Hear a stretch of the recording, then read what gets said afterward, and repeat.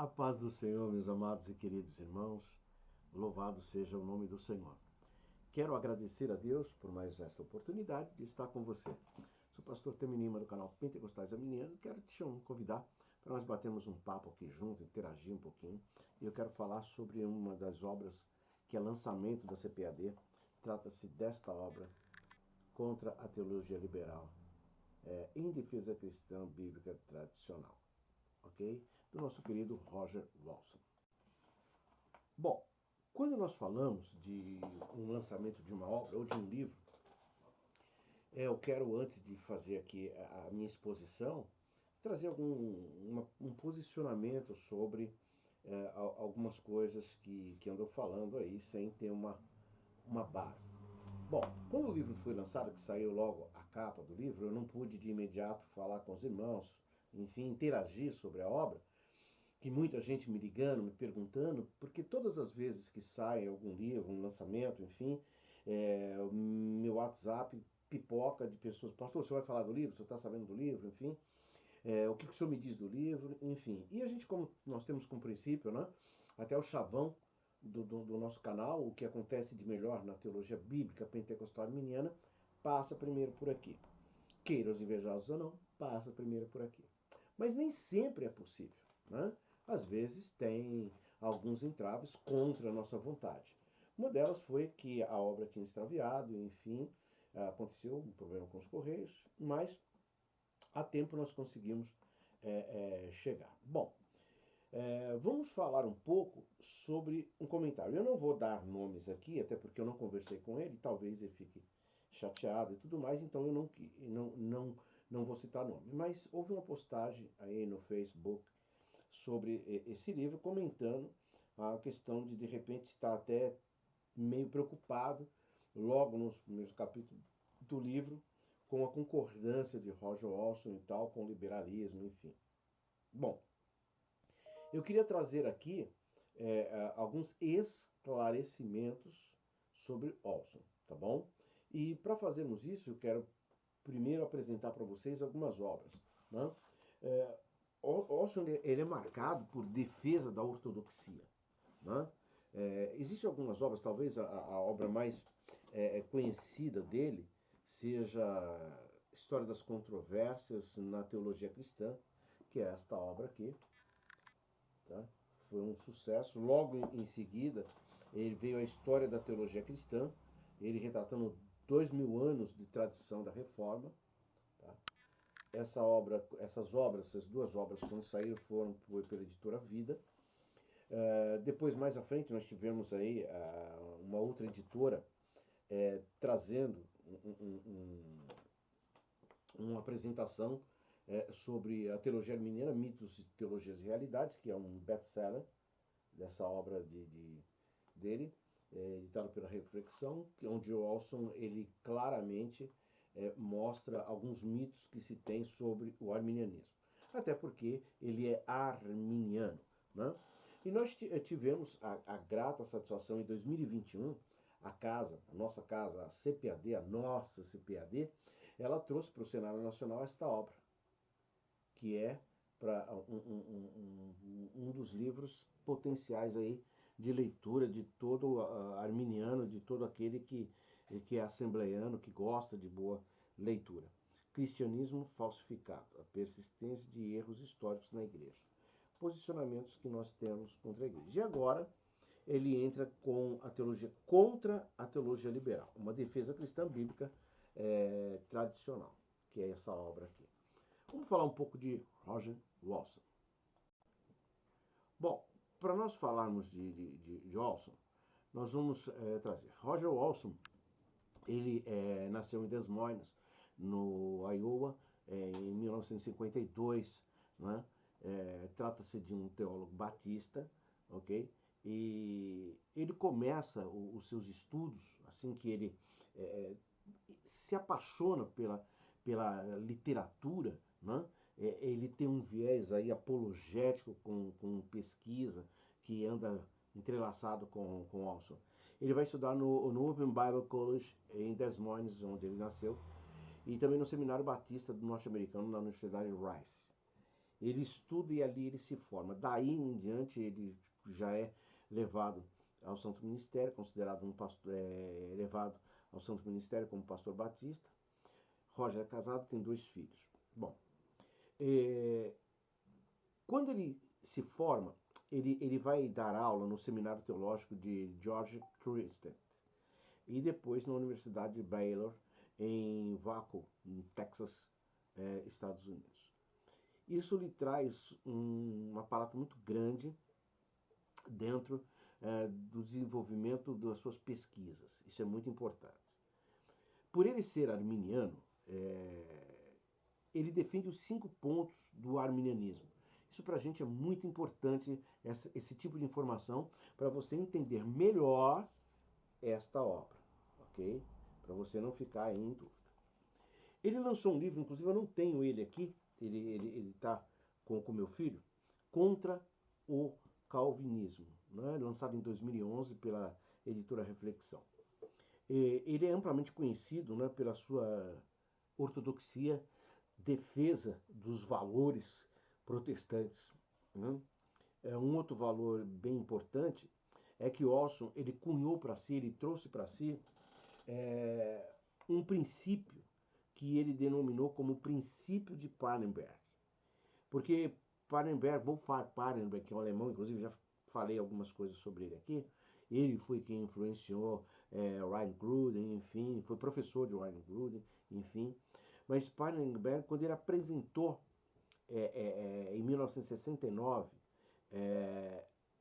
uma sua defesa, ele coloca que a divindade de Deus é a sua regra mestra, ou seja, ele tem como a divindade de Deus e do reino de Deus no mundo são inseparáveis, ou seja, ele coloca a trindade e a divindade juntas como o reino de Deus de forma inseparável. Bom, esse tema, essa ação, ela é fundamental porque ele cunha isso de Parenberg e depois ele desenvolve os seus próprios valores de desenvolvimento teológico. Então, quando ele fala sobre contra a teologia liberal, logo no começo, fora as apresentações e introdução, um dos maiores problemas que nós encontramos na aquisição de livros é que a grande maioria, não estou falando, não estou generalizando, tá? Mas a grande maioria não lê a introdução de livro. Ele já quer ir logo para o primeiro capítulo, enfim, e no primeiro capítulo ele acaba tendo uma resolução daquilo que é todo o livro, o que é um grande engano, tá? Então, assim, na introdução ele apresenta a proposta do livro e ele apresenta aquilo que ele vai discorrer durante o período com o livro. Então, no primeiro capítulo entra a tradição cristã liberal e a sua teologia. Bom, nós precisamos aqui, o tema é meio complexo para quem não entende, mas nós temos aqui uma questão tradicional, ou seja, que vem período a período. Essa tradição, ela não é qualquer uma, ela é uma tradição cristã, porém, essa tradição cristã, ela está envolvida com o liberalismo, com a questão liberal.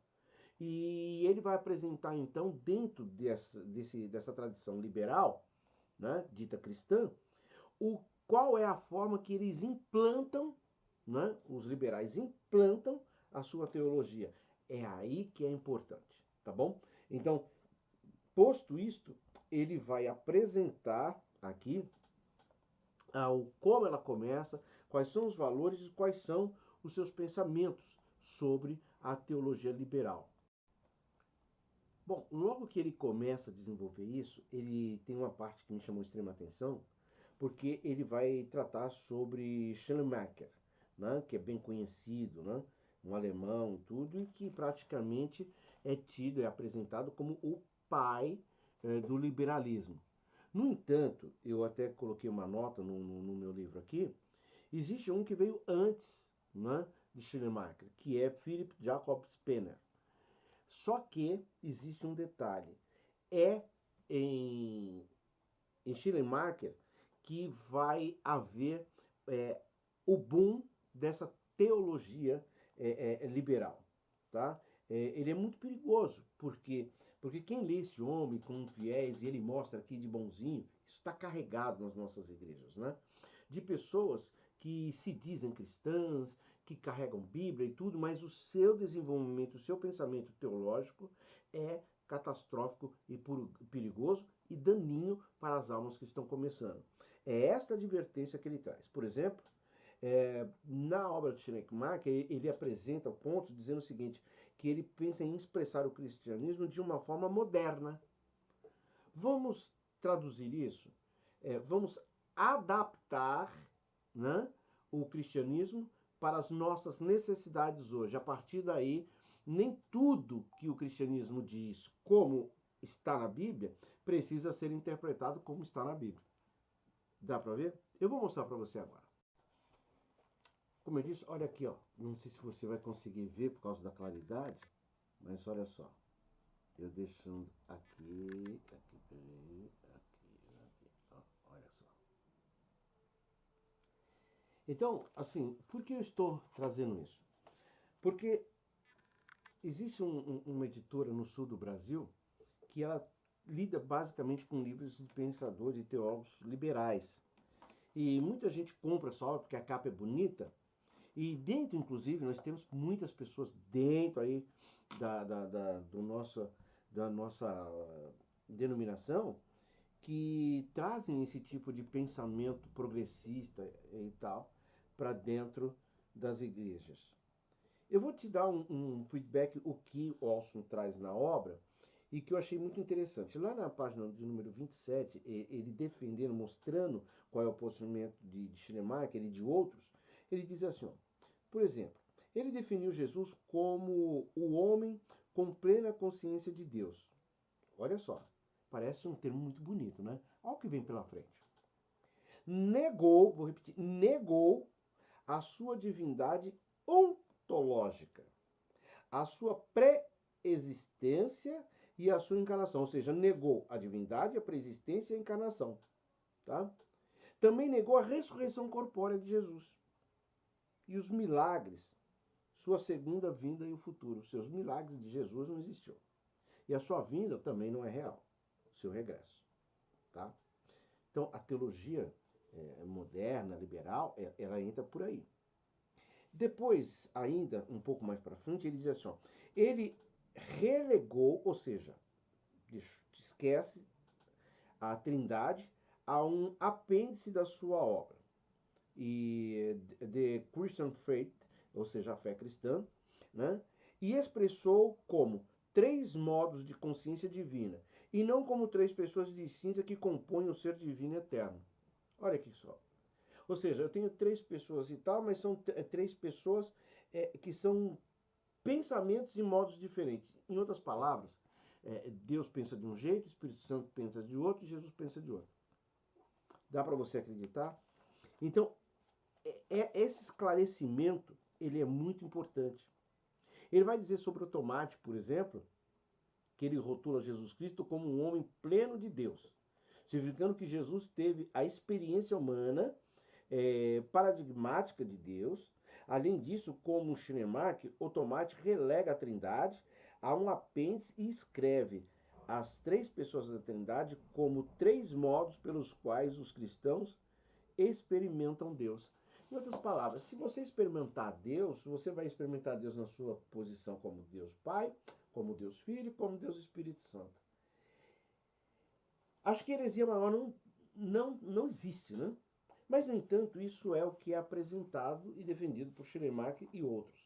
Então, eu quero apresentar e sugerir para você essa obra, né, que você leia com carinho e não leia colocando Olson como sendo participante do liberalismo teológico. No contrário, ele está apresentando o liberalismo teológico, tá bom?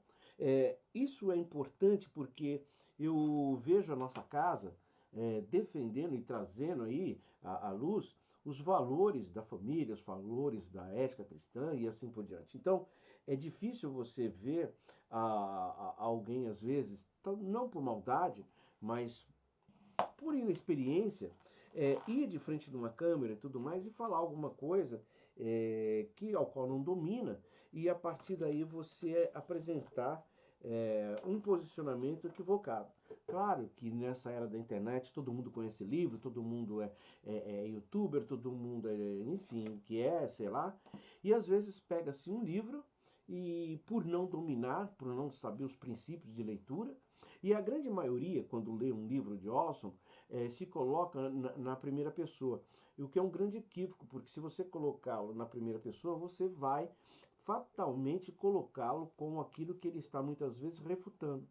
Você vai colocá-lo como ele está defendendo.